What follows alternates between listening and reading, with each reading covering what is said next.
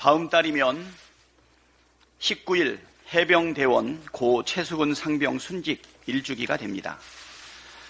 엊그제 순직한 최 해병의 어머님이 쓴 절절한 편지를 보았습니다. 어렵게 얻은 아들에 대한 애틋한 마음과 황망한 죽음의 진실을 알고 싶은 간절한 마음이 담겨있는 글을 읽으면서 가슴이 먹먹해졌습니다. 국민의 억울함을 해결하는 것이 정치의 역할인데 지금 제 역할을 다하고 있는가 자문하게 됩니다. 21대 국회에서 어렵사리 통과시킨 특검법은 대통령의 거부권과 국민의 힘의 반대에 막혀 폐기되었습니다. 그래도 국민을 대변하는 국회는 제 할 일을 계속해야 합니다. 민주당은 제1야당으로서 국민의 명령에 따르기 위해 주어진 책임을 다하겠습니다. 반드시 일주기 전에 해병대원 특검법을 통과시키도록 최선을 다하겠습니다. 관련해서 어제 국민의힘 추경호 원내대표가 순직 1주기가 되는 7월 19일 이전에 수사가 종결될 수 있도록 촉구하고 잘못이 있는 자는 지위 고하를 막론하고 일벌 100개토록 하겠다 했다고 합니다. 순직 해병대원의 어머니가 쓴 편지글에 대한 답이랍니다. 참 어이가 없고 기가 막힙니다. 해병대원 특검법을 반대해놓고 양심에 찔리지도 않는지 묻고 싶습니다. 노골적으로 특검법을 반대하고 대통령에게 거부권 행사 건의하고 재의결시 또 당론으로 반대한 것이 국힘당 아닙니까? 지금도 거부권 건의하겠다고 하면서 지위 고하를 막론하고 일벌 100개 하겠다는 말을 태연하게 할 수 있다는 사실이 놀랍기만 합니다. 최소한의 양심이 있다면 특검법 반대하고 거부권 건의한 것에 대해 사과하고 해병대원 특검법 처리에 적극 협조하기를 바랍니다. 민주당은 진실을 밝히기 위해 주어진 권한과 방법을 모두 동원하겠습니다. 앞서 말씀드린 대로 해병대원 특검법을 이번 임시회 회기에 통과시키는 것이 민주당의 목표입니다. 특검과 함께 국정조사도 병행해 실체적 진실을 하루빨리 밝혀내기 위한 노력을 기울이겠습니다. 대통령이 묻지마 거부권을 남발하고 있는 상황에서 해병대원 순직 사건의 진실과 수사 외압의 실체를 밝히기 위해서는 국회가 할 수 있는 모든 권한과 방법을 동원해야 합니다. 특검에만 기대지 않고 국정조사도 병행해 진실을 밝혀내겠습니다.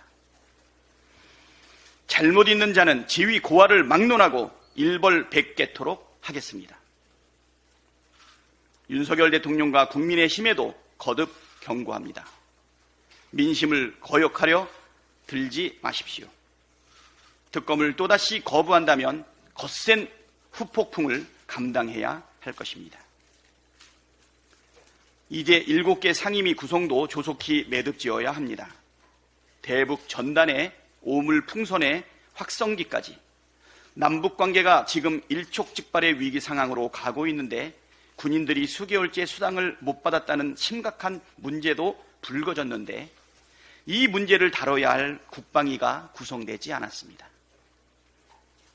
동해안 유전 발표를 둘러싼 논란과 의혹은 꼬리에 꼬리를 물고 커지고 있는데 정작 산자위는 구성조차 못하고 있습니다. 국민의 힘이 불법 무노동 생떼 쓰기에 국회 반쪽이 멈춰 있습니다. 국민의 힘은 국회의장의 양당 원내대표 회동 제안도 거부했습니다. 더 이상 기다릴 여유도 없고 이유도 없습니다. 국회의장께서 이제 결단을 내려주셔야 합니다. 이만하면 충분히 기다려 주었고 기회도 넉넉하게 드렸습니다. 계속 일하지 않겠다고 생떼 쓰는 사람 기다리느라 국회가 법을 계속 어겨가며 산적한 현안을 외면하는 것은 국민에 대한 도리가 아닙니다. 다음 주 월요일에는 꼭 본회의를 열어서 7개 상임위 구성을 완료할 수 있도록 해주시기를 거듭 요청드립니다. 국힘당도 이제 그만 고집 피우고 일하러 나오십시오. 세비가 아깝다는 비판이 들리지 않습니까? 내일은 6.15 남북 정상회담 24주년이 되는 날입니다. 올해는 김대중 대통령님 탄생 100주년이기도 합니다. 15년 전 김대중 대통령님께서는 마치 지금 이 상황이 올 것처럼 예견하신 것처럼 민주주의의 위기, 민생 경제의 위기, 남북관계의 위기를 우려하셨습니다. 그 우려가 현실이 되었습니다. 평화와 공존, 상생을 향해 나아가던 한반도는 윤석열 정권 들어 급격하게 냉전의 시대로 회귀해 버렸습니다. 6.15 공동선언 정신은 깡그리 무시당하고 있고 9.19 남북 군사 합의는 전면 효력 정지 상태에 놓이게 됐습니다.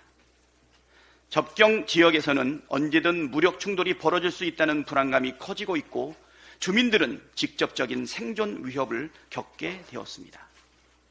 낡은 냉전 사고에 갇힌 윤석열 정권의 무능과 무책임은 한반도 평화는 물론이고 우리 국민의 삶과 경제마저 위태롭게 하고 있습니다. 한반도에서의 군사적 긴장 격화를 반대하고 다시 평화를 복원해야 합니다. 평화, 공존, 공영, 상생의 정신을 다시 드높여야 할 때입니다. 평화가 민생이고 평화가 밥입니다. 평화가 공고해야 민생의 주름이 펴지고 안정된 경제 속에 행복이 꽃필 수 있습니다. 윤석열 정부가 대결의 길이 아니라 평화의 길로 갈 것을 촉구합니다. 다시 6.15 공동선언의 정신으로 돌아가십시오. 이상입니다.